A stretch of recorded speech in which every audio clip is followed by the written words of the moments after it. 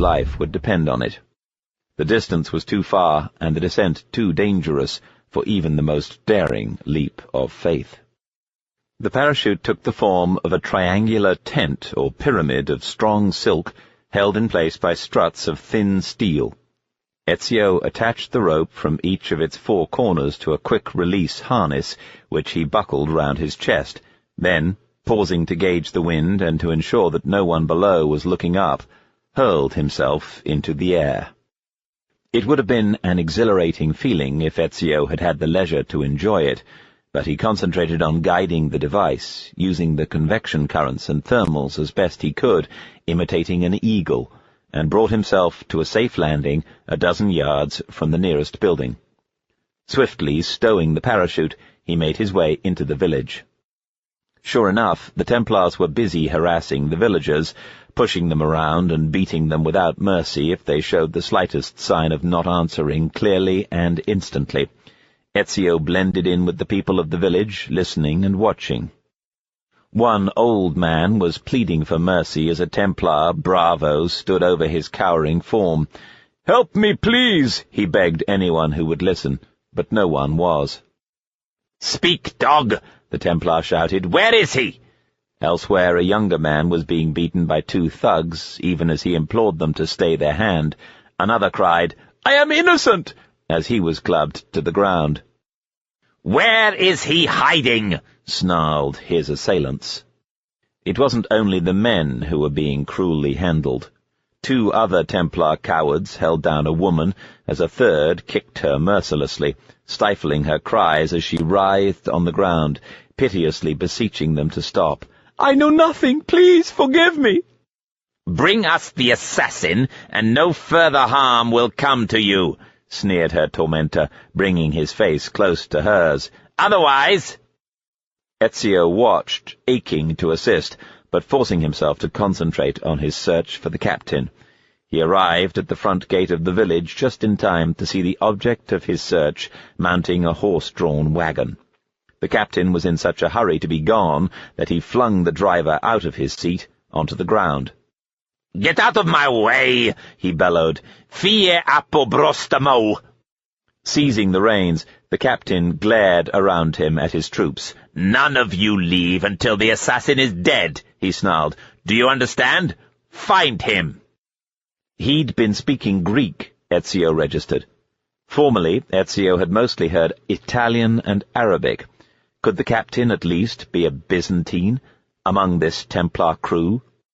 A descendant of those driven into exile when Constantinople fell to the sword of Sultan Mehmed 65 years ago?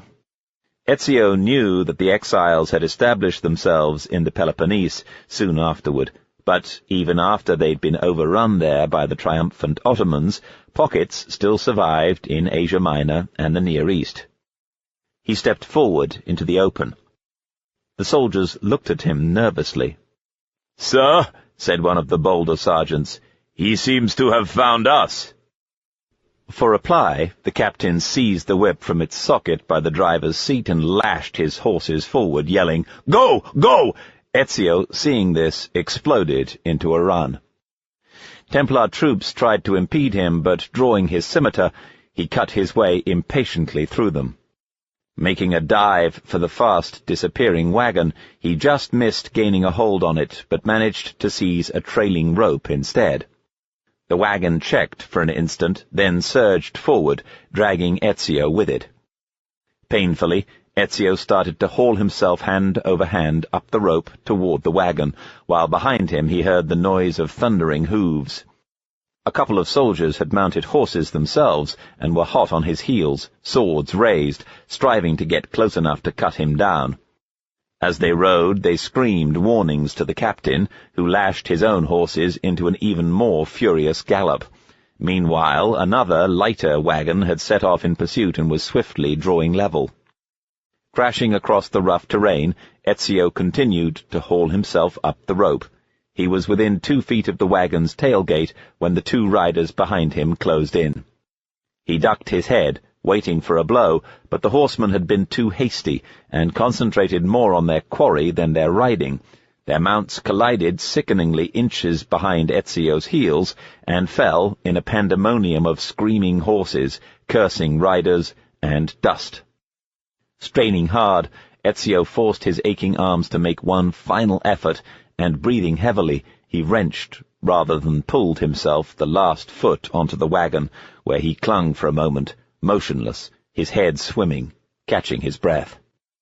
Meanwhile, the second wagon had drawn abreast of the first, and the captain was frantically signaling the men aboard to bring it in closer. But as soon as they had done so, the captain leapt from his wagon to theirs, pushing its driver from his seat. With a dull cry, the man fell to the ground from the speeding vehicle, hitting a rock and ricocheting off it with an appalling thud before lying inert, his head twisted round at an unnatural angle. Gaining control of the plunging horses, the captain raced forward and away, as Ezio, in his turn, scrambled to the front of the wagon he was on and seized the reins, his arm muscles yelling in protest as he hauled on them to steady his own team. His two horses, foam-flecked and wild-eyed, blood gathering at the bits in their mouths, nevertheless kept up their gallop, and Ezio remained in the chase. Seeing this, the captain steered toward an old open gate across the road, supported by crumbling brick columns. He managed to sideswipe one of these without hindering his onward rush, and the column smashed down in a welter of masonry, directly in front of Ezio. Ezio heaved at the reins, drawing his team to the right in the nick of time, and his wagon bumped and crashed off the road into the scrubland at its edge, as he struggled to bring his horses back around to the left to regain the beaten track. Dust and small stones flew everywhere, cutting Ezio's cheeks and making him squeeze his eyes into slits to protect them and keep focused on his quarry. "Go to hell, damn you!" screeched the captain over his shoulder. And now Ezio could see that the soldiers hanging on precariously in the back of the first wagon were preparing bombs to hurl at him. Zigzagging as best he could to avoid the explosions, which went off on both sides of him and behind him, Ezio fought hard to keep control of his terrified and, by now, all but stampeding team. But the bombs had failed to find their mark, and he kept on track. The captain tried a different tactic, and a dangerous one. He suddenly slowed, falling back, so that Ezio, before he could make a counter-move, drew level. Immediately the captain caused his team to swerve, so that his wagon crashed broadside into Ezio's. Ezio could see the whites of the captain's half-crazed eyes, the scar livid across his strained face, as they glared at each other through the swirling air. "Die, you bastard!" yelled the captain. Then he glanced ahead. Ezio followed his gaze and saw, up ahead, a guard tower, and beyond it, another village. This village was larger than the one at Masyaf, and partially fortified, an outlying Templar stronghold. The captain managed to coax one more burst of speed from his horses, and as he drew away with a cry of triumph, his men threw 2 more bombs. This time, one of them exploded beneath the left-hand rear wheel of Ezio's wagon. The blast threw the vehicle halfway into the air, and Ezio was thrown clear as his horses made sounds like banshees and plunged away off into the scrubland, dragging the remains of the ruined wagon behind them. The land fell away sharply to the right of the road, and Ezio was pitched 20 feet down into a gully, where a large outcrop of thorny shrubs broke his fall and hid him. He lay prone, looking at the unforgiving grey ground inches from his face, unable to move, unable to think, but feeling that every bone in his body had been broken. He closed his eyes and waited for the end. 15. Ezio heard voices far away as he lay in a kind of dream. He thought he saw the young man in white again, the man whom he'd seen at the time of the ambush and again when he was on the makeshift scaffold, but he couldn't be sure. Who had neither helped nor hindered him, but who seemed to be on his side. Others came and went, his long-dead brothers, Federico and Petruccio, Claudia, his father and mother, and, unbidden and unwanted, the beautiful, cruel face of Caterina Sforza. The visions faded, but the voices remained, stronger now, as his other senses returned to him. He tasted soil in his mouth and smelled the earth against which his cheek lay. The aches and pains in his body returned too. He thought he'd never be able to move again. The voices were indistinct, coming from above. He imagined the Templars were leaning over the edge of the little cliff he'd fallen down, but realized that they couldn't see him. The thick shrubs must be concealing his body. He waited a while until the voices finally receded and silence fell. Then, tentatively, he flexed his hands and feet, then his arms and legs, as, gratefully, he spat out the dirt. Nothing seemed to be broken. Slowly, painfully, he wormed his way out of the bushes and got to his feet. Then, cautiously, and keeping to what cover there was, he clambered back to the road. He was just in time to see the Templar captain passing through the gate in the walls of the fortified village, a couple of 100 yards away. Keeping to the side of the road where bushes grew and he could conceal himself, he brushed himself off and started to walk toward the village, but it seemed as if every muscle in him protested. "This used to be so easy," he murmured to himself ruefully, but he willed himself onward, and skirting the wall found a likely place to climb it. Having stuck his head over the parapet to check that he was unobserved, he pulled himself over and dropped into the village. He found himself in the stockyard, empty except for a pair of heifers which shunted off to one side, eyeing him warily. He took time to wait, in case there were dogs, but after a minute he passed through the wicket of the stockyard, and following the sound of raised voices, made his way through the apparently deserted village toward them. Nearing the village square, he caught sight of the captain and stepped out of sight behind a shed. The captain, standing on the top of a low tower at one corner of the square, was berating 2 unhappy sergeants. Beyond them, the assembled villagers stood mutely by. The captain's words were punctuated by the chop-chop of a water wheel on the other side, worked by the rivulet that ran through the village. "I seem to be the only one around here who knows how to handle a horse," the captain was saying. "Until we're sure he's dead this time, I command you not to drop your guard for a moment. Do you understand?" "Yes, sir," the men answered sullenly. "How many times have you failed to kill that man, huh?" The captain continued angrily. "Listen up and listen close. If I do not see his head rolling in the dust at my feet within the hour, yours will take its place." The captain fell silent and, turning, watched the road from his vantage point. Ezio could see that he was nervous. He fiddled with the locking lever of his crossbow. Ezio had made his way into the crowd of villagers during the captain's tirade, blending in with them as best he could, which, given his battered and downtrodden appearance, wasn't difficult. But the crowd was breaking up, returning to work. The mood among the people was nervous, and when a man in front of him suddenly stumbled, jostling another, the second turned on him, irritably snapping, "Hey, get out of my way. Get a move on." His attention caught by the disturbance, the captain scanned the crowd, and in an instant his eye caught Ezio's. "You!" he shouted. In another moment he had cocked his bow, fitted a bolt, and fired. Ezio dodged it adroitly, and it flew past him, to embed itself in the arm of the man who'd snapped. "Aye!" he yelped, clutching his shattered biceps. Ezio darted for cover as the captain reloaded. "You will not leave this place alive," the captain bawled, firing again. This time the bolt struck harmlessly in a wooden door frame which Ezio had ducked behind, but there was very little wrong with the captain's shooting. So far, Ezio had been lucky. He had to get away, and fast. 2 more bolts sang past him. "There's no way out," the captain called after him. "You might as well turn and face me, you pitiful old dog." He fired again. Ezio drew a breath and leapt to catch hold of the lintel of another doorway, swinging himself up so that he was able to get onto the flat clay roof of a dwelling. He ran across it to the other side as another bolt whistled past his ear. "Stand your ground and die," hollered the captain. "Your time has come, and you must accept it, even if it is far away from your wretched kennel in Rome. So come and meet your killer."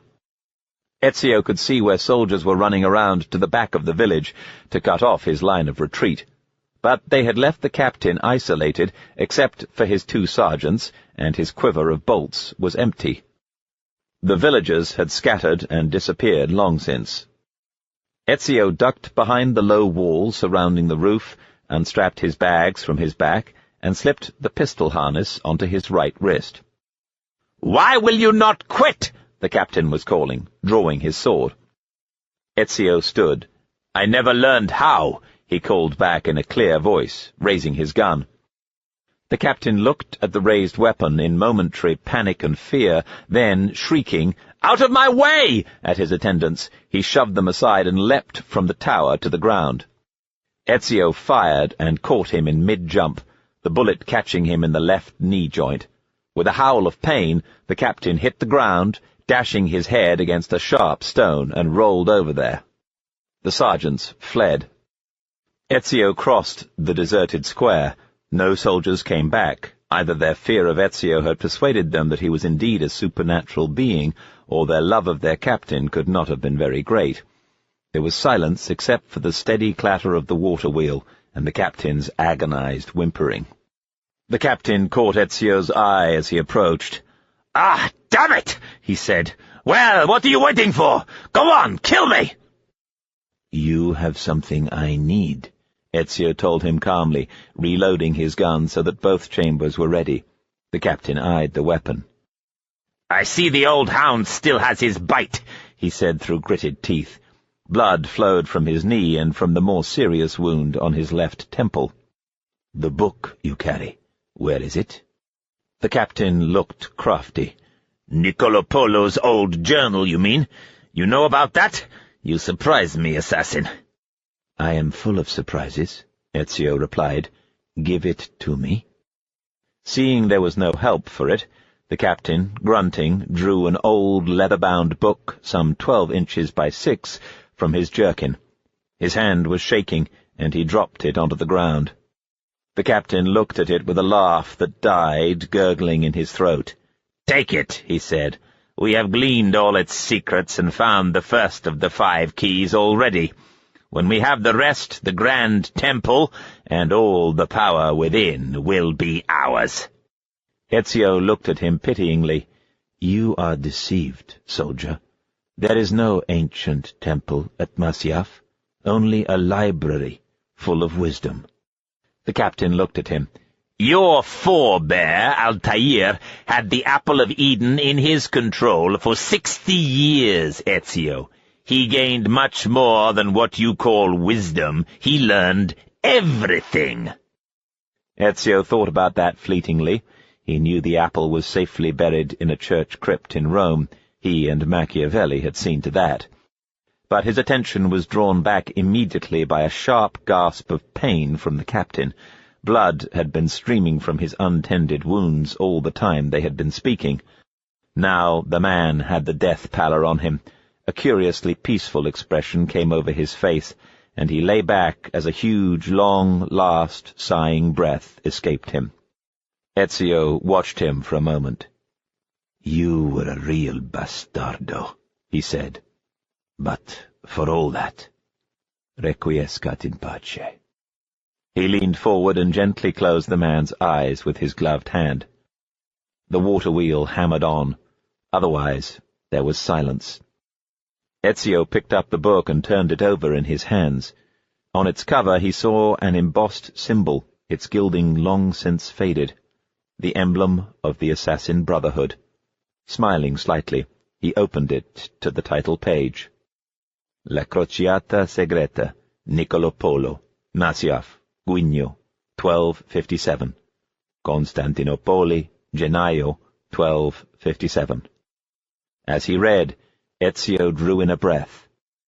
Constantinople, he thought. Of course. 16. The breeze freshened, and Ezio looked up from Niccolo Polo's book, open on his lap as he sat under an awning on the afterdeck of the large, broad-bellied Bagla, as it cut through the clear blue water of the White Sea, both lateens and jib set to take full advantage of a favourable wind. The journey from Latakia on the Syrian coast had first taken him back to Cyprus.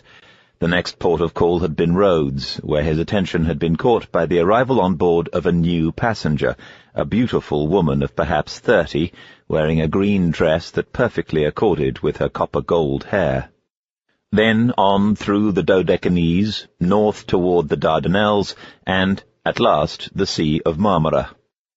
Finally, the voyage was drawing toward its close.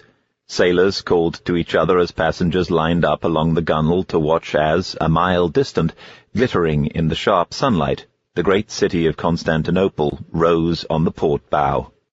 As he watched, Ezio tried to identify parts of the city from the map of it he had bought in the Syrian port before embarkation. Near him stood an expensively dressed young man, an Ottoman, probably still in his teens, but also clearly acquainted with the city. Ezio had struck up a nodding acquaintance with him. The young man was busy with a mariner's astrolabe, taking measurements and making notes in an ivory-bound copybook which hung on a silk cord from his belt. "What's that?" Ezio asked, pointing. He wanted to have as much knowledge of the place as possible before landing. News of his escape from the Templars at Masyaf would not be far behind, and he'd need to work fast. "That's the Bayezid quarter. The big mosque you can see was built by the Sultan about 5 years ago, and just beyond it you can see the roofs of the Grand Bazaar." "Got it," said Ezio, squinting in the sun to focus and wishing that Leonardo had got around to making that instrument he was always talking about, a kind of extendable tube with lenses which would make distant things seem closer. "Watch your sleeve purse when you go to the bazaar," advised the young man. "You get a pretty mixed bag of people there." "Like in any souk." "Evet," the young man smiled. "Just over there, where the towers are, is the Imperial District. That grey dome you can see is the old church of Hagia Sophia. It's a mosque now, of course, and beyond it, you see that long, low, yellow building, more of a complex of buildings, really, with 2 low domes close together and a spire. That's Topkapi Sarai, one of the first buildings we erected after the conquest, and we're still working on it." "Is Sultan Bayezid in residence?" The young man's face darkened slightly. "He should be, but no, he is not. Not at the moment." "I must visit it." "You'd better make sure you have an invitation first." The breeze slackened, and the sails rippled. The sailors furled the jib. The master brought the ship's head around slightly, bringing another aspect of the city into view. "You see that mosque there?" the young man continued, as if anxious to take the conversation away from Topkapi Palace. "That's the Fatih Kamyi, the first thing Sultan Mehmed had built to celebrate his victory over the Byzantines. Not that there was much of them left by the time he got here. Their empire was already long dead.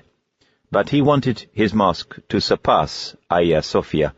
As you can see, he didn't quite make it." "Not for the want of trying," said Ezio diplomatically, as his eyes scanned the magnificent building. "Mehmed was piqued," the young man continued. "The story goes that he had the architect's arm cut off as a punishment, but of course that's just a legend. Sinan was far too good an architect for Mehmed to want to damage him." "You said the Sultan was not in residence?" Ezio prompted gently. "Bayezid? No." The young man's troubled look returned. "A great man, the Sultan, though the fire of his youth has been replaced by quietness and piety. But alas, he is at odds with one of his sons, Selim, and that has meant a war between them which has been simmering for years now." The Bagla was sailing along under the southern walls of the city, and soon rounded the corner north into the Bosphorus. Shortly afterward, a great inlet opened out on the port side, and the ship steered into it over the great chain that hung across its mouth. It had been lowered, but could be raised to close the harbour in times of emergency or war. "The chain has been in disuse since the conquest," the young man observed. "After all, it did not stop Mehmed." "But a useful safety measure," Ezio replied. "We call this the Halich," said the young man, "the Golden Horn. And there on the north side is the Galata Tower. Your Genoese countrymen built it about 150 years ago. Mind you, they called it the Cristea Turis, but they would, wouldn't they? Are you from Genoa yourself? I'm a Florentine. Ah, well, can't be helped. It's a good city. Affedersinis, I am not familiar enough with your part of the world, though many of your countrymen live here still. There have been Italians here for centuries.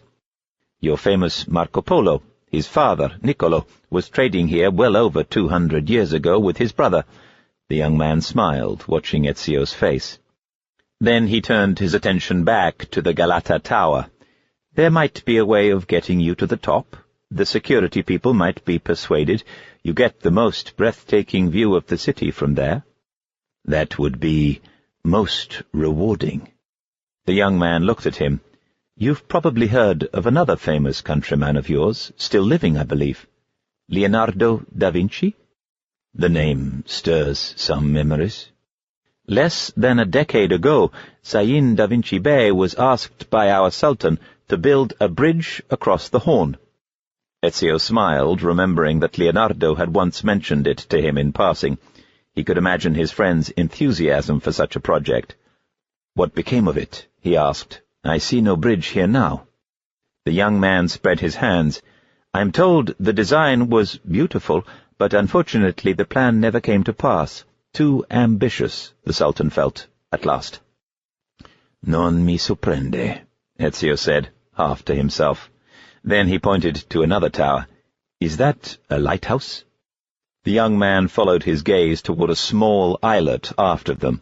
Yes, a very old one, 11 centuries or more. It's called the Kiz Kulesi. How's your Turkish? Weak.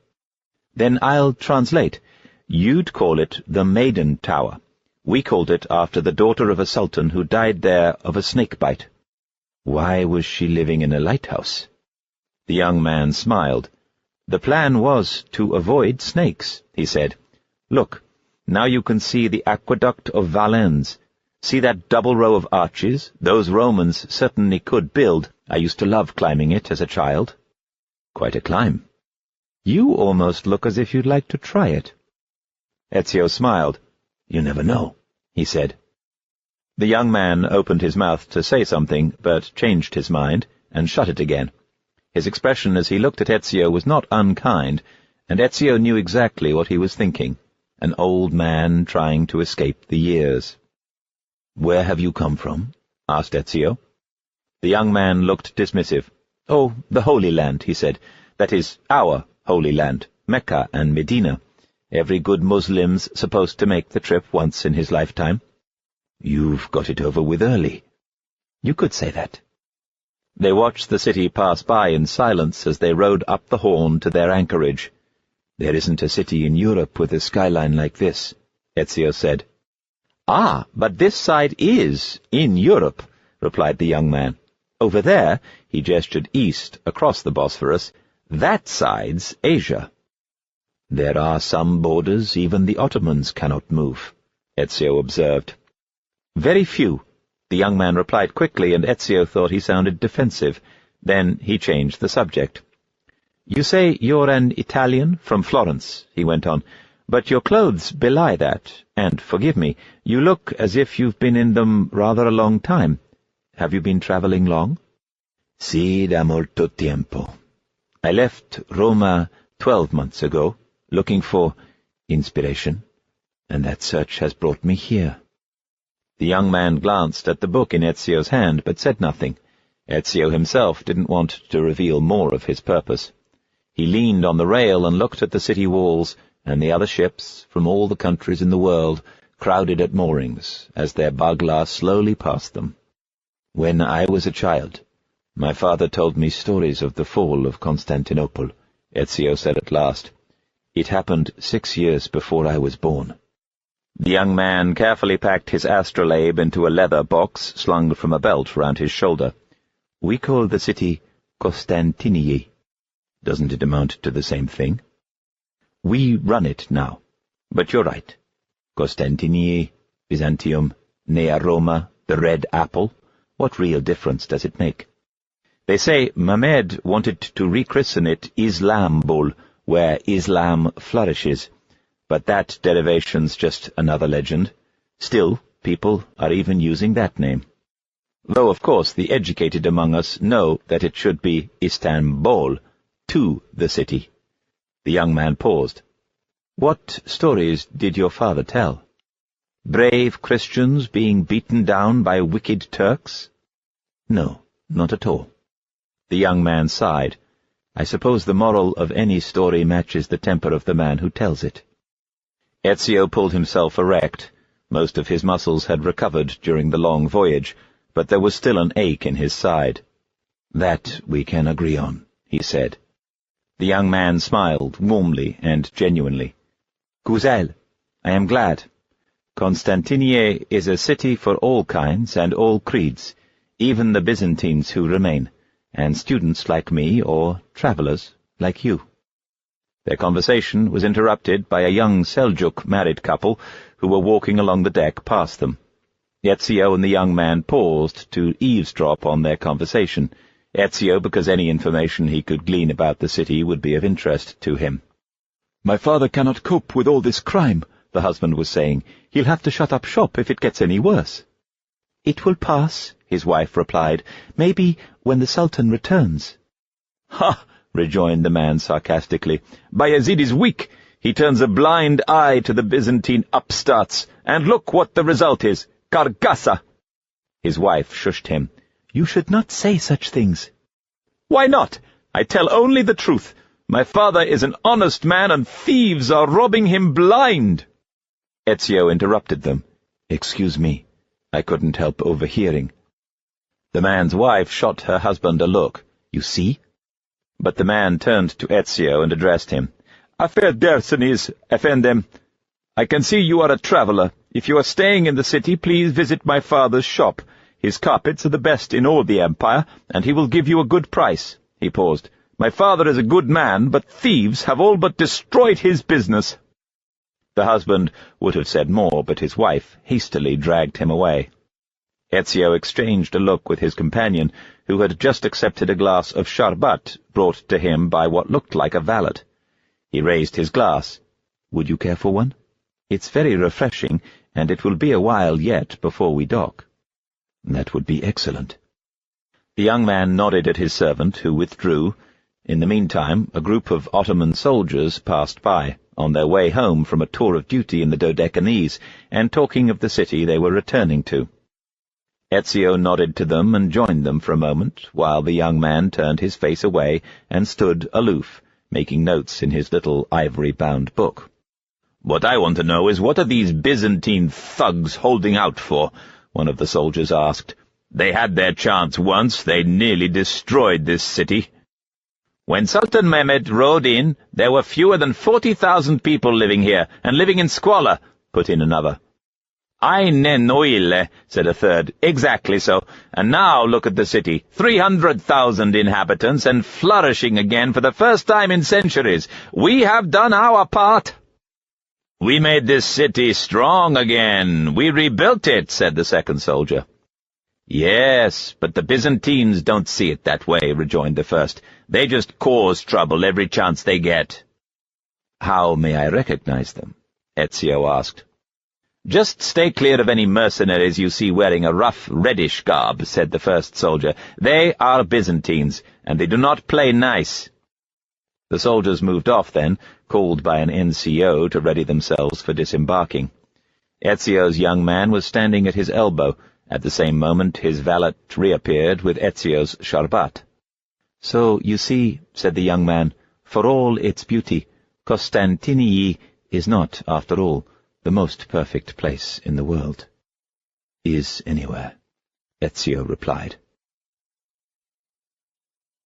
17. Their ship had docked, and passengers and crew scrambled about, getting in each other's way as mooring ropes were thrown to men on the quayside and gangplanks were lowered. Ezio had returned to his cabin to collect his saddlebags, all that he carried. He'd know how to get what he needed once he was ashore. His young companion's servant had arranged 3 leather-bound trunks on the deck, and they awaited porters to carry them ashore. Ezio and his new friend prepared to take leave of one another. The young man sighed. "I have so much work to return to, and yet it is good to be home." "You are far too young to be worried about work, ragazzo." Ezio's eye was distracted by the appearance of the red-headed woman in green. She was fussing over a large parcel which looked heavy. The young man followed his gaze. "When I was your age, my interests were mainly—" Ezio trailed off, watching the woman, watching the way she moved in her dress. She looked up, and he thought he'd caught her eye. "Salve," he said. But she hadn't noticed him after all, and Ezio turned back to his companion, who'd been watching him with amusement. "Incredible," said the young man. "I'm surprised you got anything done at all." "So was my mother," Ezio smiled back, a little ruefully. Finally the gates in the gunwale were opened, and the waiting crowd of passengers surged forward. "It was a pleasure to have made your acquaintance, Beafendi," said the young man, bowing to Ezio. "I hope you will find something to hold your interest while you are here." "I have faith that I will." The young man moved away, but Ezio lingered, watching the woman struggling to lift the parcel, which she was unwilling to entrust to any porter, as she started to disembark. He was about to step forward to assist, when he saw that the young man had beaten him to it. "May I be of some assistance, my lady?" he asked her. The woman looked at the young man and smiled. Ezio thought that smile was more killing than any crossbow bolt, but it wasn't aimed at him. "Thank you, dear boy," she said, and the young man, waving his valet aside, personally hefted the package onto his shoulder, following her down the companionway to the quay. "A scholar and a gentleman," Ezio called to him. "You are full of surprises." The young man turned back and smiled again. "Very few, my friend, very few." He raised a hand. "Allah is Marladik. May God bless you." Ezio watched as the woman, followed by the young man, was swallowed up by the crowd. As he watched, he noticed a man standing slightly apart, looking at him. A tough man, in his mid-30s, in a white surcoat with a red sash and dark trousers tucked into yellow boots, long dark hair and beard, and 4 throwing knives in a scabbard attached high on his left shoulder. He also wore a scimitar, and his right forearm carried a triple-plated steel guard. As Ezio tensed and looked more closely, he thought, but was not sure, that he could detect the harness of a hidden blade just beneath the man's right hand. The surcoat was hooded, but the hood was down, and the man's unruly hair was kept in check by a broad yellow bandana. Ezio moved slowly down the gangplank to the quay, and the man approached. When they were within 2 paces of each other, the man stopped, smiled cautiously, and bowed deeply. "Welcome, brother. Unless the legend is a lie, you are the man I have always longed to meet. Renowned master and mentor, Ezio Auditore da—" He broke off, and his dignity deserted him. "La, la, la," he finished. "Prego?" Ezio was amused. "Forgive me, I have a hard time getting my tongue round Italian." "I am Ezio da Firenze, the city of my birth." "Which would make me Yusuf Tazim da Istanbul. I like that." "Istanbul, ah, so that is what you call this city." "It's a favorite with the locals. Come, sir, let me take your pack." "No, thank you." "As you wish. Welcome, mentor. I am glad you have arrived at last. I will show you the city." "How did you know to expect me?" "Your sister wrote from Rome to alert the Brotherhood here, and we had word from a spy in place at Masyaf of your exploits. So we have watched the docks for weeks in the hope and expectation of your arrival." Yusuf could see that Ezio remained suspicious. He looked quizzical. "Your sister Claudia wrote, you see? I know her name, and I can show you the letter. I have it with me. I knew you would not be a man to take anything at its face value." "I see you wear a hidden blade." "Who else but a member of the Brotherhood would have access to one?" Ezio relaxed slightly. Yusuf's demeanor was suddenly solemn. "Come." He put a hand on Ezio's shoulder and guided him through the teeming throng. The crowded lanes he led him down, each side filled with stalls selling all manner of goods under a kaleidoscope of coloured awnings, were filled, it seemed, with people of every nation and race on earth. Christians, Jews, and Muslims were busy bartering with each other. Turkish street cries mingled with others in Greek, Frankish, and Arabic. As for Italian, Ezio had recognized the accents of Venice, Genoa, and Florence before he'd walked one block. And there were other languages he half recognized or could only guess at: Armenian, Bulgarian, Serbian, and Persian. And a guttural language he did not recognize at all, spoken by tall, fair-skinned men who wore their red hair and beards wild and long. "Welcome to the Galata district," Yusuf beamed. "For centuries, it has been a home to orphans from Europe and Asia alike.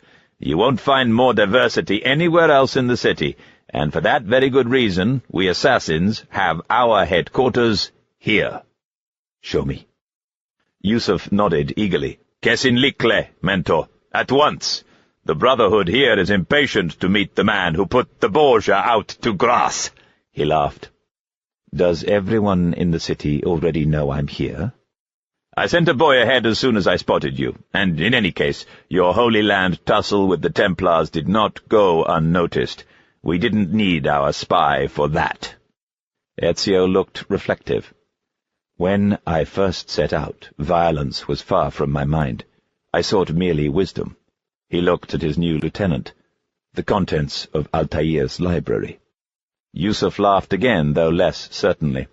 "Not realizing that it had been sealed shut for 2.5 centuries? Ezio laughed a little himself. "No, I assumed as much, but I admit that I never quite expected to find Templars guarding it." Yusuf now became serious. They were reaching less populous streets, and they relaxed their pace. "It is very troubling.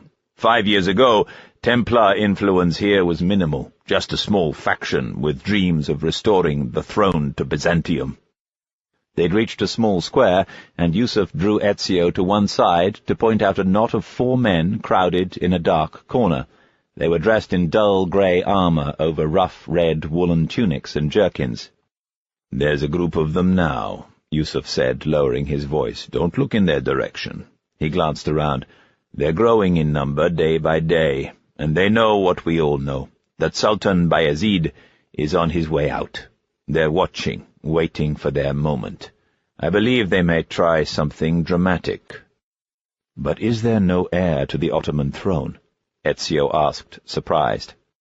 "That's the trouble. There are 2 of them, 2 angry sons. It's a familiar pattern with these royals. When the Sultan coughs, the princes draw their swords." Ezio pondered this, remembering what the young man on the ship had told him.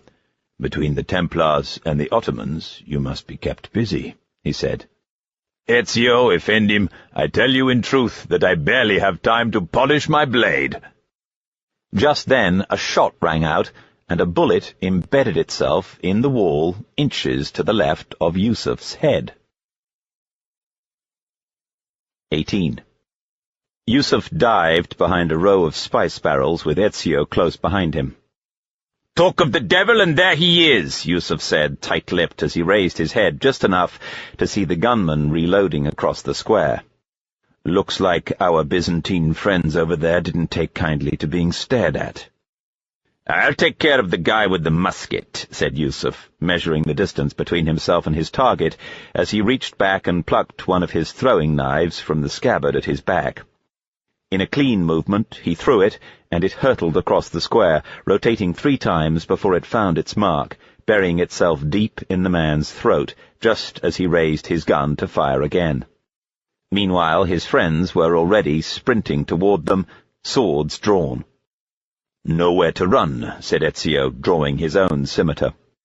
"Baptism of fire for you," said Yusuf, "and you've only just arrived. Çok uzuldum." "Don't think about it," replied Ezio, amused. He'd picked up just enough Turkish to know that his companion in arms was saying sorry. Yusuf drew his own sword, and together they leapt from their hiding place to confront the oncoming foe. They were more lightly clad than their 3 opponents, which left them worse protected but more mobile. Ezio quickly realized, as he joined with the first Byzantine, that he was up against a highly trained fighter, and he had yet to get used to using a scimitar. Yusuf kept up his banter as they fought, but then he was used to this enemy and a good 15 years Ezio's junior. The whole city stirs to welcome you, first the regents like me, and now the rats. Ezio concentrated on the swordplay. It went against him badly at first, but he quickly attuned himself to the light, flexible sword he was using, and found its curved blade improved the swing incredibly. Once or twice, Yusuf, keeping an eye on his mentor, shouted helpful instructions and ended up casting him an admiring sidelong glance. Inan il-Maz, a master at work. But he'd allowed his attention to falter for a second too long, and one of the Byzantines was able to slice through the material of his left sleeve and gash his forearm. As he fell back involuntarily, and his assailant pressed his advantage, Ezio shoved his own opponent violently aside and went to his friend's aid, getting between Yusuf and the Byzantine and warding off with his left-arm bracer what would have been a fatal follow-up blow. This move wrong-footed the Byzantine just long enough for Yusuf to regain his balance and, in turn, fend off another mercenary who was closing in on Ezio's back, dealing the attacker a mortal blow at the same time as Ezio finished off the second man. The last remaining Byzantine, a big man with a jaw like a rock face, looked doubtful for the first time. "Tesukur Ederim," said Yusuf, breathing heavily. "Bir se degil." Is there no end to your talents? Well, at least I learned thank you and you're welcome on board that bagla. Look out! The big Byzantine was bearing down on them, roaring, a big sword in one hand and a mace in the other. By Allah, I thought he'd run away, said Yusuf, sidestepping and tripping him up so that, carried by the weight of his own momentum, he careered forward and crashed heavily into one of the spice barrels, falling headlong into a fragrant heap of yellow powder where he lay immobile. Ezio, after looking around, wiped his sword clean and sheathed it. Yusuf followed suit. You have a curious technique, Mentor. All feint and no fight, it seems, but when you strike— I think like a mongoose. My enemy is the cobra. Striking expression. I try. Yusuf glanced around again. We'd better go. I think that's enough fun for one day. The words were scarcely out of his mouth when another squad of Byzantine mercenaries, attracted by the sound of the fight, came boiling into the square. Ezio was instantly on the alert, whipping his sword out again. But then the other side of the square filled with more troops wearing a different uniform, blue tunics and dark, conical felt hats. "Hang on, wait!" Yusuf cried, as the new arrivals turned to attack the mercenaries, quickly causing them to retreat and pursuing them out of sight, out of the square. "They were Ottoman regular troops," Yusuf said in response to Ezio's questioning look, "not Janissaries. They are the elite regiment, and you'll know them when you see them. But all Ottoman soldiers have a special loathing for these Byzantine thugs, and that is to the advantage of the assassins." How big an advantage? Yusuf spread his hands. "Oh, just a little one. They'll still kill you if you look at them in a way they don't like, same as the Byzantines. The difference is the Ottomans will feel bad about it afterward." How touching. Yusuf grinned. "It's not so bad, really. For the first time in many decades, we assassins have a strong presence here. It wasn't always that way. Under the Byzantine emperors, we were hunted down and killed on the spot." "You'd better tell me about that," said Ezio, as they once again set off toward the Brotherhood's headquarters. Yusuf scratched his chin. "Well, the old Emperor Constantine, the 11th with that name, only had a 3-year reign.